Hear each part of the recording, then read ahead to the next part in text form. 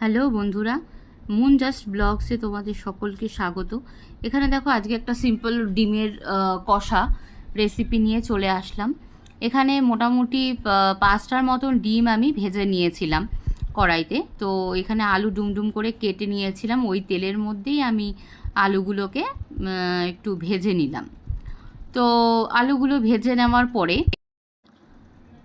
একটা আলু তো পড়েই গেল উঠাতে গিয়ে। আমার এরকমই হয় জানো তো, রান্না করতে গেলে না আমার এই আলু পড়বে, এই মাছ উঠাতে গেলে পড়ে যাবে, ডাল ঢালতে গেলে পড়ে যাবে। এখানে আলুটাও দেখো আজকে ডিমের ঝোল রান্না করব, সেই ডিমের ঝোল করতে গেলেও মানে কিছু না কিছু পড়লো।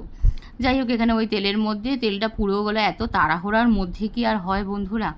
যাই হোক, এক হাতে ভিডিও করছি, এক হাতে আবার রান্না করছি। এখানে ফোড়নে জিরে দিয়ে তোমার হচ্ছে পেঁয়াজ দিয়ে দিলাম। পেঁয়াজটাকে ভালো করে লাল লাল করে একটু ভেজে নেব। সঙ্গে তেলটা একটু কম হয়ে গেছিলো দেখে একটু রিফাইন্ড অয়েল আবার একটু কড়াইতে দিয়ে দিলাম।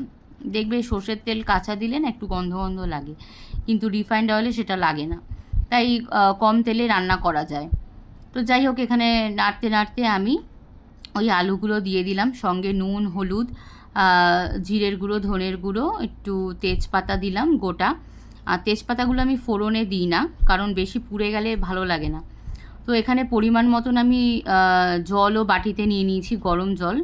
সেই গরম জলের যাই হোক ডিমগুলো এর মধ্যে আমি দিয়ে দিলাম, ওই কষানো আলুর মধ্যে দিয়ে আবারও একটু জল দিয়ে হালকা করে, যাতে মশলাটা পুড়ে না যায়, তার জন্য আমি নাড়াতে থাকলাম। আর ওই জলটা আমি দিয়ে দিলাম, এবার ফুটতে থাকলো।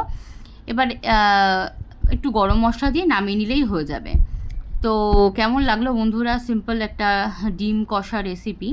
তো এটা কিন্তু কষা ঠিক না, মানে ঝোলেরই রান্না, মানে ডিমের ঝোল আর কি, বাংলা পাতি কথায় বলতে গেলে। তো ভালো লাগলে একটা লাইক, কমেন্ট আর একটুখানি বেল আইকনটা একটুখানি প্রেস করে দিও। অ্যাকচুয়ালি এত তাড়াতাড়ি বলতে গিয়ে মানে সবেতেই আমার তাড়াতাড়ি, ঠিক আছে, মনে হয় মা বলেছিল মনে হয় তাড়াতাড়ি জন্ম নিয়ে ফেলেছি টাইমের আগেই। যাই হোক, টাটা।